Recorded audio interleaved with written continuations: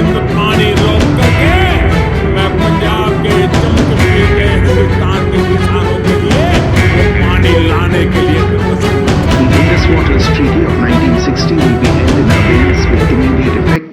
आज़ादी के बाद पाकिस्तान को डर था कि भारत पाकिस्तान आने वाला पानी रोक न दे या फिर बदला लेने के लिए इतना पानी ना छोड़ दे कि पूरा कराची ही डूब जाए। इसी डर ने जन्म दिया एक समझौते को, नाम दिया गया सिंधु जल समझौता। लेकिन सवाल उठता है, यह समझौता हुआ कैसे, किसने कराया, इसके पीछे की कहानी क्या थी और क्या भारत इस समझौते को ख़त्म कर पाकिस्तान जाने वाला पानी रोक सकता है। आप देख रहे हैं क्यूरियस माइंड यूट्यूब चैनल। आज इस वीडियो में हम बात करेंगे सिंधु जल समझौते के बारे में। भारत की आज़ादी के बाद दिसंबर 1947 में भारत और पाकिस्तान के बीच में एक समझौता हुआ, जिसके तहत भारत 31 मार्च 1948 तक पाकिस्तान को पानी देता रहेगा।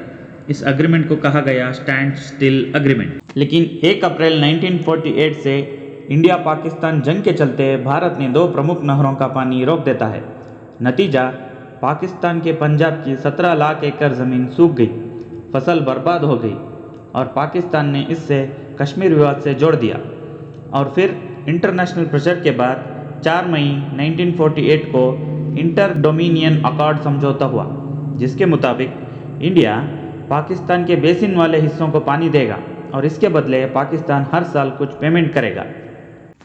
लेकिन बातचीत जल्दी ही रुक गई, क्योंकि दोनों तरफ से कोई भी कॉम्प्रोमाइज़ करने को तैयार नहीं था। और 1951 में पाकिस्तान ने मुद्दा उठाया यूनाइटेड नेशन में और आरोप लगाया कि भारत उनकी वाटर सप्लाई रोक रहा है।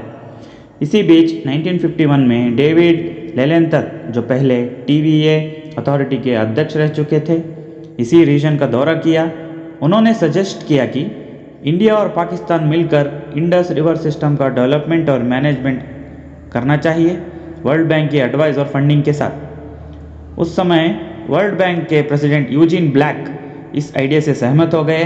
उन्होंने कहा कि दोनों देशों की इंजीनियर्स का एक वर्किंग ग्रुप बनाया जाए, जिसमें वर्ल्ड बैंक के इंजीनियर्स भी टेक्निकल एडवाइस दें।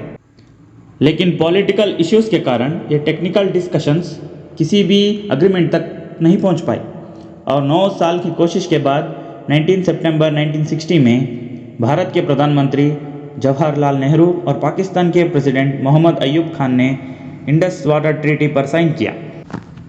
तो ये समझौता क्या था? भारत से पाकिस्तान जाने वाली 6 नदियों को 2 हिस्सों में बांटा गया। पश्चिमी नदियाँ सिंधु, झेलम और चेनाब, जो पाकिस्तान के हिस्से में आई। पूर्वी नदियाँ रावी, बियास और सतलेज, जो भारत के हिस्से में चली गई। और समझौते के मुताबिक भारत को पूर्वी नदियों पर पूरा अधिकार दिया गया। पश्चिमी नदियों का ज़्यादा पानी पाकिस्तान के लिए छोड़ दिया गया। लगभग 80% पानी पाकिस्तान को और 20% भारत को मिलता था। पश्चिमी नदियों का पानी भारत सिर्फ नॉन कंजप्टिव तरीके से इस्तेमाल कर सकता था, जैसे बिजली बनाना, जिसमें पानी इस्तेमाल करके फिर से नदी में छोड़ दिया जाता है। परमानेंट इंडस कमीशन का गठन। दोनों देशों के एक कमिश्नर होते हैं, जो इस समझौते के हिसाब से नदियों का पानी मेंटेन करते हैं, रेगुलर मीटिंग्स, डाटा एक्सचेंज और इंस्पेक्शन करते हैं। दूसरा, डेटा शेयरिंग। भारत को पाकिस्तान के साथ रिवर फ्लो और फ्लड डेटा शेयर करना पड़ता है, स्पेशली मानसून सीजन में। Infrastructure rules. Bharat hydro power projects बना सकता है वेस्टर्न रिवर्स पर, लेकिन स्ट्रिक्ट रूल्स के साथ, ताकि पाकिस्तान का पानी का फ्लो अफेक्ट ना हो। बहुत ज़रूरी बात, इस समझौते में कोई एग्जिट क्लॉज नहीं है। दोनों देश इसे ख़त्म नहीं कर सकते बिना एक दूसरे के परमिशन के।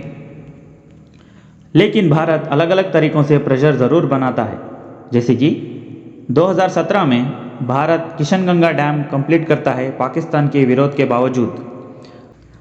2023 से भारत कह रहा है कि चेंजिंग नीड्स के चलते, जैसे इरिगेशन, पीने का पानी और बिजली, इस ट्रीटी को मॉडिफाई करना ज़रूरी है, लेकिन पाकिस्तान मना कर देता है। इसके बाद 2024 में भारत सभी परमानेंट इंडस कमीशन के बैठकों को रद्द कर देता है। 1960 की ये सिंधु जल समझौता 2 न्यूक्लियर देशों के बीच तमाम जंगों और तनाव के बावजूद भी काम किया, लेकिन अब भारत ने कश्मीर के पहलगाम में सिविलियंस पर हुए घातक हमले में पाकिस्तान पे टेररिज्म को सपोर्ट करने का आरोप लगाते हुए इंडस वाटर ट्रीटी को सस्पेंड कर दिया। लेकिन सबसे बड़ा सवाल है, क्या भारत वाकई इंडस बेसिन का पानी रोक सकता है? एक्सपर्ट्स का कहना है कि मुश्किल है। ना तो भारत के पास इतना बड़ा स्टोरेज सिस्टम है और ना ही ऐसे कैनल्स जो इतना पानी डाइवर्ट कर सकें। जो प्लांट्स हैं वो सिर्फ बहती नदियों से बिजली बना सकते हैं, पानी रोक नहीं सकते। लेकिन प्रॉब्लम यह है कि इंफ्रास्ट्रक्चर बनाने में टाइम लगता है, टेरेन बहुत मुश्किल है और कुछ जगह लोकल लोग विरोध भी कर रहे हैं। 2016 के अटैक के बाद भी डैम्स बनाने की बात हुई थी, लेकिन प्रोग्रेस बहुत स्लो है। एक्सपर्ट्स मानते हैं कि अगर भारत पानी का कंट्रोल ले भी ले तो असर तब ज़्यादा होगा जब ड्राई सीजन आएगा, तब पाकिस्तान पानी के लिए तरसेगा। क्या पानी रोक देने से पाकिस्तान पर कुछ असर पड़ेगा? सिंधु नदी का पानी पाकिस्तान की 75% की आबादी को सपोर्ट करता है और कराची, मुल्तान, लाहौर जैसे बड़े शहरों इसी पानी का यूज़ करते हैं।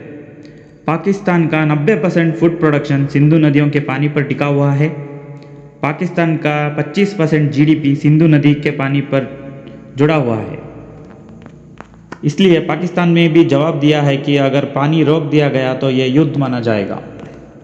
और फिर वही पुराना डर, क्या भारत पानी को एक वेपन की तरह यूज़ कर सकता है? क्या भारत को ऐसा करना चाहिए और क्या सरकार इसके लिए तैयार है, या ये भी सिर्फ एक जुमला बनकर रह जाएगा? आपको क्या लगता है? अपनी राय हमें कमेंट बॉक्स में ज़रूर बताएं। मिलते हैं अगले वीडियो में।